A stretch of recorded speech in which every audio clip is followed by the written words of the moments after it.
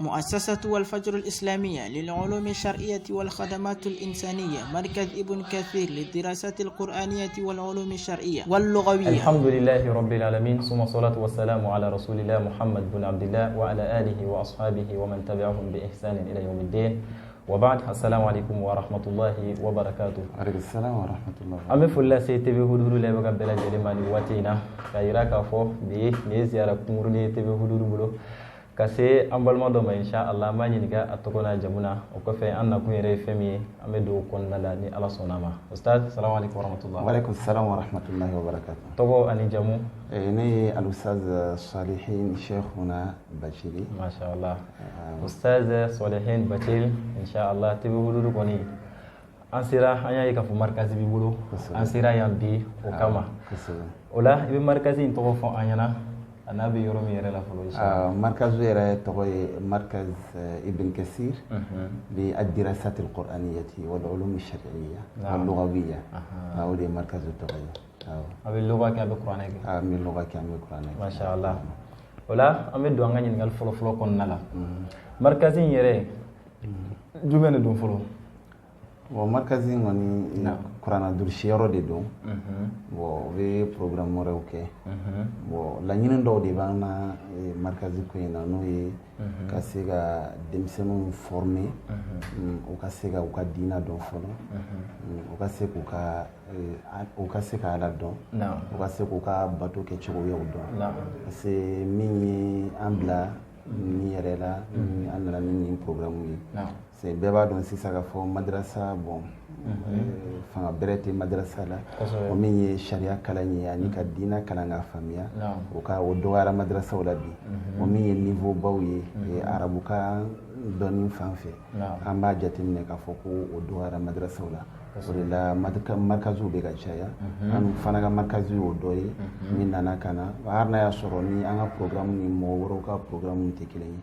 wala nyini mi fana bana tuguni ni dem sani qur'ana dur shagana ke ka fo ko qur'ana doron durshi na fo markazu do bo cibo mina awoni ga la nyini mi dem sani ga qur'ana durshi aga sega abuluma fa soro di sharia refe ay wud kama mena se machar mino beta on fe ani langue do fana faraka no français yango dan Allah sana amna suma inshallah inshallah wala nyingal flana bitasoro markazi fem be bitasoro la yinin bala markazi fem be joka foko ne ko na durshi yoro de bitasoro kal la yinin bado de bula mais markazi yere ibnu kasir agal la yinin baw bisika do fanyu la wa amisiga damando fo la yinin baw fore mi ka dem sanu former flana yi kasiga aqidatu ahli sunna wal jamaa ko do sabana fane ka ala ka kitabu bayno qur'ana ko durshi konya ko durshi kanya nani nan fane ka sunna yere famia wala dunya ya durna mi ka demsenu encadrer kanya encadrement mi no be siga jamana kungo ya foshin no be se mo be se wujugi da uka o yanga la ni mbawye do na to olore akal la yini ka dem sonu formé abina fodoro kuma in kula so yimi ku ka sini sigi nya aduma wala ori la yini bay inshallah ala kan be so ba amina wala ustaz al bi ñoo fe amita tasoro markazi fene la tasoro programme be markazi be bulu ko sabe boy sigi da ko programme la ka fanya nga programme be chugo mina amisiga dete do dana na do dam semaine clé wolonvla clé woro de be kala an fe semaine clé wolonvla woro be clé kelen bla clé kelen de woro be kala ono dimanche na o don tawla ambe ni maminana anga programme ambe eri tande kana clé kono clé kelen kono be eri tande tabo kala o de be kala to so wala eri tan anya tlanga datlan ro saba eri wolonvla be o ye qur'ana kalani eri wolonvla bo ke qur'ana la o ye qur'ana na eri kilembe comme demsen chamambe niveau batu la no bora madrasa la kana uti harfu dongo sobe ami eri kilinge harfu kalana o eri shiga to eri flame ambo de ke ambe darsu minun duma akira hadisa yo akira fiqh yo akira tauhid yo akira tajwid yo akira français yo akira anglais yo ambe o minunta o de ke eri flame wala ni ba dafa eri tanda falina kosobe cella ni markazi ibn kasir abna funi uga barnamiju ketuga wala ustaz al biamita insha Allah ina fa ida sera kuma in konna la me wota bali asabene ma ambula mekla ka nyin gal kala insha Allah atinda alquran drum ina fa ya fa ko kuma konna la abe program mi ta da su kan yere la tu sika do fanyu kan nuna atinda alquran drum kan saba abe comme arabu kan de base anye français fana bala o eri woro yi en fait semaine kono lundi eri fla et mardi eri fla mercredi eri fla français voilà oui français donc do eri fla clé saba eri fla eri woro yi o sona mina anglais fana farakana la sona o ma faraka fulu o ma faraka la ka be so insha Allah wala ustaz akilla nukta munu fora famia chama sorla nuna wala albi amita me aga kalan wati awati be siga damne wati jumena katabla wati jumena Allah yubarifi na kalam ya damna fe ni fajiri sella ni fajiri jigina doro fajiri jigina doro avec comme 6h kalam ya damna wala ni kalam damne na mo minu yu ka darsu takunu nu ya durushi darsu kurabe duma olu be lame o nu ko nu corrigera wa fait page ni demsen mi jora chien fla page kelena o ko amadu shi subhanallah fo aka fo fa ka mo ko so wala fa ka fo aka be fo ka sura ma jo wal ma jora chien kele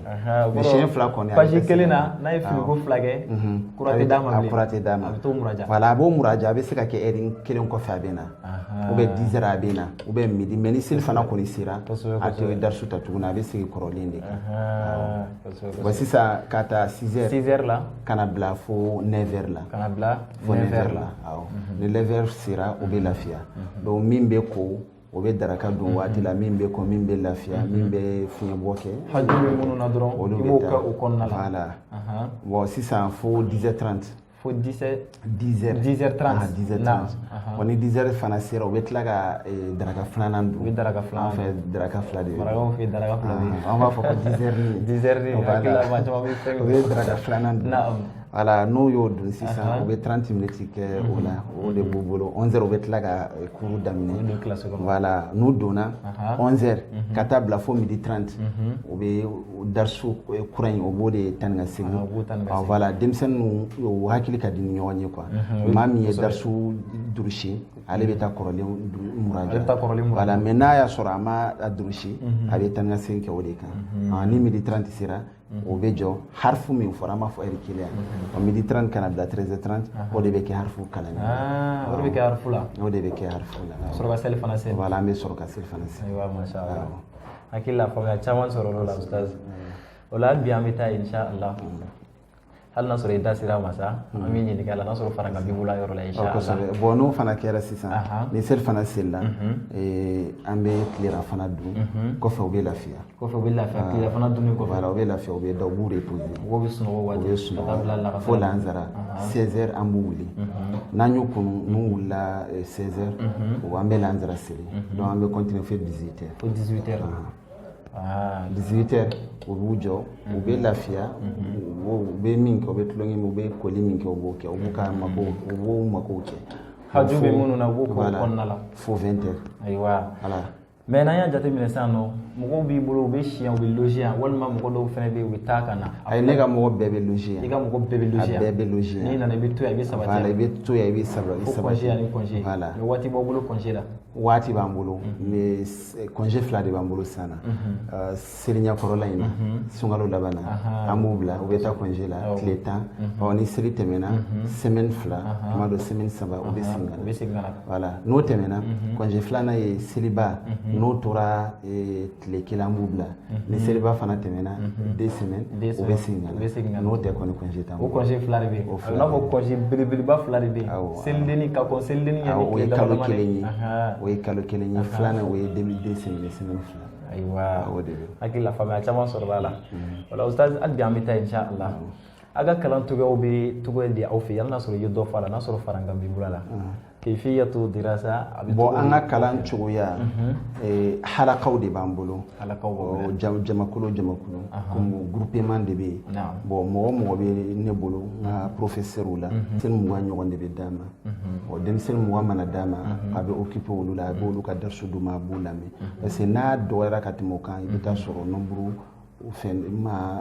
a ma dafa wa n'a cayara ka tɛmɛ o fana kan mètre tɛ se a bɛ caya mètre kelen ma voilà a bɛ caya ma 20 o ka ɲi donc 20 in a bɛ se olu ka durusi lamɛn bon n'a ye darisu di min ma sisan n'a ye darisu durusi hizbu ye page 10 de ye ɔ hizbu dɔ ye page 10 dɔ ye dɔw ye 9 donc n'a tilara hizbu la a b'i jɔ a bɛ se ka semaine kelen kɛ hizbu in durusili la a b'o de tɛmɛ ka segin voilà an fana fɛ n'i bɛ ka denmisɛnnin bɛ ka durusi fɔ n'a jɔra hizbu la siɲɛ 5 ka tɛmɛ o ka siɲɛ 6 siɲɛ 10 a bɛ segin a kan voilà f'a ka hizbu bɛɛ de fɔ k'a sɔrɔ a ma jɔ ka tɛmɛ siɲɛ 5 kan siɲɛ 3 siɲɛ 4 a bɛ se ka darisu kɔrɔta voilà an b'a kɛ sisan n'a ye o hizbu fɔ n'a ma jɔ siɲɛ 5 ɲɔgɔn a bɛ continuer n'a ye hizbu 5 ɲɔgɔn sɔrɔ a bɛ jɔ a bɛ hizbu kelen kelenna bɛɛ lajɛlen fɔ kɔfɛ a b'a fɔ fila kɔfɛ a bɛ 5 in fɔ ɔ ni 5 in dafara fɛ kɔfɛ a bɛ 6nan daminɛ ka taa bila 10nan na n'a sera yen a b'i jɔ to a bɛ komi hizbu 5 an bɛ to k'an jɔ o de la hizbu 5 a bɛ jɔ kosɛbɛ hakili la faamuya caman sɔrɔ olu la i ko halakaw de bɛ yen nɔ karamɔgɔ kelen a bɛ se ka mɔgɔ 20 ale bɛ jɔ n'o ye ale b'olu ka murajaw lamɛn ka tila ka darisu kuraw d'u ma hakili la faamuya caman sɔrɔ olu la ustaz o la an bɛ taa hali bi a ka sigida yɛrɛ markazi yɛrɛ a cakɛda a jabala bɛ yɔrɔ jumɛn yɛrɛ de la. Bon markazi a bɛ komi a bɛ frontière de la. A frontière de la. Voilà dɔw b'a fɔ Kalabankura dɔw b'a fɔ ko Garantibugu maa min min fɔ mɔgɔw ɲɛna kɔni ani Garantibugu de ka surun. Garantibugu de ka surun. Ko de ka surun Jakarta terrain yɔrɔ la walima Kalabankura kaburudon kɛrɛfɛ voilà an bɛ yen. N'i ko Jakarta terrain dɔrɔn a ye ka di quoi mɔgɔ caman b'a dɔn a bɛ se ka yɔrɔ la joona. Parce que yɔrɔ dogolenba tɛ. Ni nana n'i ko Jakarta terrain hakili la n'i to yen ka ɲininkali kɛ k'a fɔ kaburudon walima ka ustaz yɛrɛ wele hakili la i bɛna a ka yɔrɔ sɔrɔ inshallah. O la ustaz hali bi an bɛ taa inshallah an bɛ fɛ k'a dɔn sisan kalanden joli de b'aw bolo nin waati in yɛrɛ la. Bon an kɔni y'a daminɛ an filɛ nin ye kalo 9nan yɛrɛ de la. Kɔrɔ markasi dayɛlɛnna nin y'a kalo 9nan ye. Awɔ. Bon sisan kalo 8 yɛrɛ kalo 8. Kalo 8. Sisan mɔgɔ 57 de b'an bolo. Mɔgɔ 57. Voilà o de b'an bolo. O de bɛ markasi kɔnɔ sisan. Sisan. Voilà maa min fana bɛ yen ni u kan k'o tɔgɔ sɛbɛn o bɛ mɔgɔ damadɔ bɔ ni seli tɛmɛna inshallah. Kosɛbɛ olu ma sɛbɛn fɔlɔ. Ni seli tɛmɛna. O y'an wele k'a fɔ u bɛ. Mais sisan a bɛ n'a fɔ a bɛ congé la fɔlɔ. Voilà ni seli tɛmɛna o bɛna tasijiliw daminɛ. Voilà. Ok très bien hakili la faamuya caman sɔrɔ olu la. An bɛ ɲini ka se sigi kuncɛ la. Kosɛbɛ. Welemada jumɛn b'i bolo sisan k'a di an lajɛlikɛla bɛɛ lajɛlen. Bon ne kɔni bɛ aw yɛrɛ fo. Naam. N bɛ TV Wududu kanubaw bɛɛ lajɛlen fo. Naam. A filɛbaa bɛɛ lajɛlen. Denmisɛnninw don mɔgɔ minnu don courage b'u la u engagélen don u ka baara kɛcogoya fana ye diya page b'u bolo fɛsi kan an yɛrɛ dɔnbagaw de don bon k'olu encourager fɔlɔ. Bon a filanan ye min ye o ye markazutigiw bon fɔlɔ la markazu tun bɛ kɛ cogo min ka kuranna kelen durusi fɛn wɛrɛ tɛ kɛ a nɔfɛ bon ka sanjan ta o la bon waatiw falenna quoi waatiw falenna kosɛbɛ ni tun y'an ka markazu fɔlɔlama jateminɛ u tun bɛ base kɛ kuranɛ dɔrɔn hurufu tun tɛ taa kan wɛrɛ tun tɛ taa voilà an b'a fɛ k'o de yɛlɛma k'o changer o système min bɛ yen n'o ye bilingue ye a kɛra arabu ni français ou bien a kɛra anglais ni français ou bien a kɛra kan saba in bɛɛ lajɛlen a kɛra madrasa ye o a kɛra markazu ye o denmisɛnnin kɔni bɛ kuranna durusi kalifa de don n'a dir'i ma bon n'a bɛ bila o ka sɔrɔ a bɛ se k'i yɛrɛ ɲɛnabɔ nin ka ɲi na ou bien n'a taara yɔrɔ min a ka avancer a kana bila kɔ parce que n'a ye kuranna kelen durusi n'a taara i bɛ taa sɔrɔ k'a bɛ taa madrasa kɛ ou bien a bɛ taa école a bɛ sɛgɛn dɔɔnin voilà mais n'i kun ye fɛn wɛrɛ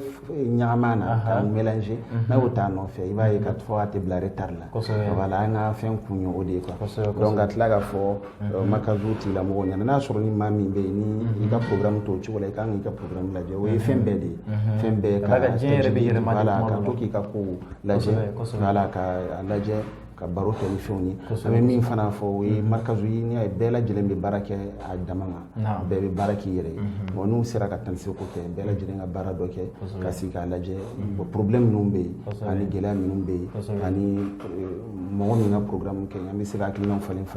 an bɛ se ka fara ɲɔgɔn kan an bɛ se ka fanga don an ka baaraw la cogo min. Wala ustaz hakili la faamuya caman sɔrɔla kuma in kɔnɔna la an bɛ kuma laban kɛ mun ye n'a sɔrɔ numéro kɛrɛnkɛrɛnnen b'i bolo ni maa min bɛ fɛ ka tasijili kɛ u bɛ se ka numéro min wele wala sa o denga se kana markazi bon ne ka numéro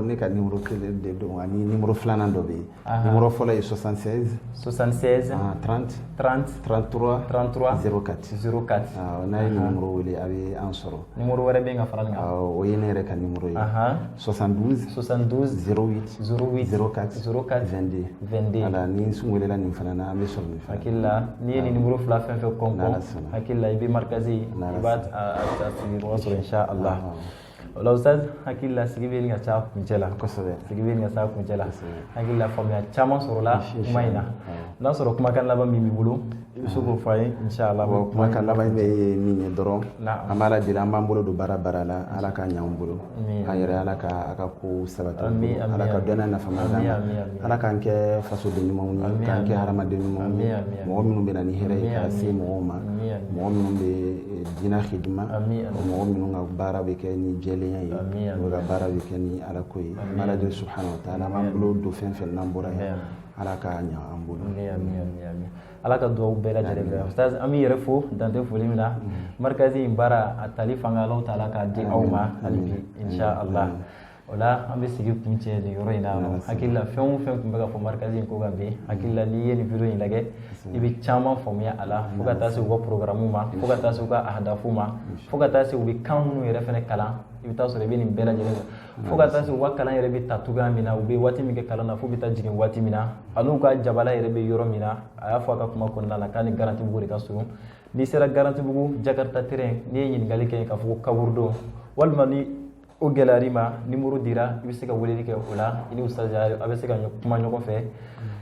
nɔgɔya bɛɛ lajɛlen na insha Allah voilà ustaz sɔnni an ka kuma kun cɛ n bɛ fɛ k'a dɔn n'a sɔrɔ kalannin dɔ b'i bolo an bɛ se k'a ɲininka ɲininkali dama dɔrɔn na insha Allah n'Ala sɔnna kalanden dɔ bɛ yen kalanden bɛ a tɔgɔ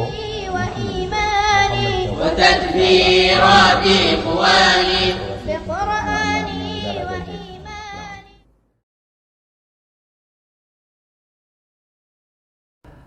نعم طيب قلبي عم بمركز ابن كثير لا أكيد لا كلامي دوبان قرانو أما جنيجا أتوقنا جمنا أبو فاي أمين جنيجا دمان تنبو على إن شاء الله نعم أستاذ توقو أني جنب بسوق فاي طيب السلام عليكم ورحمة الله وبركاته وعليكم السلام ورحمة الله نتوي محمد دو ني كلاندي ني باك سورو 2018 ني باك سورو 2018 مبتي نانا بموكو كا سانفولا كي جامعة سانفولا نو يني مي سنة ين تو سبه مركز لا انا استاذ دوغا سرافه نو ادريس صالح توري علي فاني مفتي كاي علي كلام كي استاذ بولو علي كلام كي صالح بولو نعم وعلي افوغا استاذ من مركز ديلي ابي استاذ نو كسبه جدا بالا او سبه بالا كسبه ne fana ya yira la mun fe ka Qur'an durusi ale fana o le kɛra sababu ye a ye lase ustaz ma nanu la an b'o de la yan alhamdulillah ne yɛrɛ bi an y'a daminɛ se kalo 8 ɲɔgɔn na tan kalo 8 ɲɔgɔn na'am sai inshallah wala mi fo kosɛbɛ a bɛ na fɔ i ka nali yan a kɛra maa dɔ de sababu ya la kosɛbɛ ka mo tigila mɔgɔ fo kosɛbɛ inshallah wala mi fɛ k'i ɲininka i nali yan ani sisan cɛ nafa jumɛn bɛ se ka nafa dɔw fɔ an ɲɛna i ye min sɔrɔ ni kalo 8 kɔnɔna la alhamdulillah wala tanu ni nafa caman sɔrɔ kalo 8 kɔnɔ ka da ka nafa fɔlɔ n'o ye an nana kun yɛrɛ kɔsɔ kuranɛ durusi ni hizbu 15 sɔrɔ o la alhamdulillah mala tanu la o kɔfɛ an bɛ kitabu kalan ustaz bolo kitabu ka ca fiqh kitabu b'a la hadisa kitabu b'a la lugha yɛrɛ fana b'a la an kilala kitabu dɔ la i n'a fɔ akhdari asmawi ani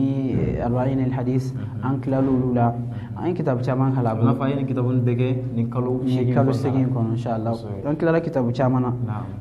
hali sisan an bɛ kitabu dɔw kan komi markazi yɛrɛ datugura sisan an bɛ taa congé la ni sunkalo tɛmɛna seli tɛmɛna an bɛ tila ka segin ka na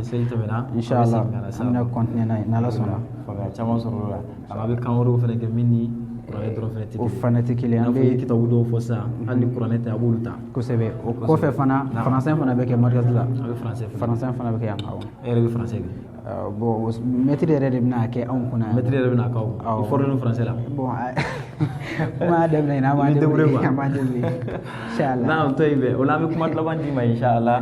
wele kan jumɛn b'i bolo k'a lase i balima kalanden tɔw bɛɛ lajɛlen ma markazi in kun ma inshallah. Bon alhamdulillah wele kan madam bɛ n bolo ka se kalandenw ma n yɛrɛ ɲɔgɔnna kalandenw n'u bɛ fɛ ka kuranɛ durusi n'u fɛ ka diinɛ yɛrɛ dɔn an bɛ mun fɔ kalandenya kɔnɔ a sopaseman dɔ ye Ala Taala ka kitabu durusili nɛɛma dɔ a b'a kɛ dɔw ye a fana bɛ dɔw diya la mais ni mɔgɔ min fɛ ka kuranɛ durusi o tigi bɛ se k'i se markazi la yan nɔ b'a jigin a ka kuranɛ durusi bɛ ɲɛ a bolo a bɛ lafiya fana a ka kuranɛ durusi kɔnɔ a bɛ kitabu caman kalan fana o sen fɛ kɔfɛ an bɛ wele kan fana lase denmansaw ma n'u bɛ fɛ u denw ka kuranɛ durusi u k'u jija u ka se markazi Ibn Kathir n'an bɛ Kalaban kura sisan inshallah. Wala an bɛ fo dante foli min na hali bi an tun bɛ markazi Ibn Kathir la hakili la ni kuma sere a kuncɛ la inshallah. Hakili la numéro dira k'a fɔ n'aw bɛ fɛ ka n'aw mago bɛ faamuya wɛrɛ ɲini wɛrɛ la a bɛ se k'o numéro ninnu wele o numéro ninnu fɔra inshallah o la an bɛ bi sigi an b'a kuncɛ nin yɔrɔ in na.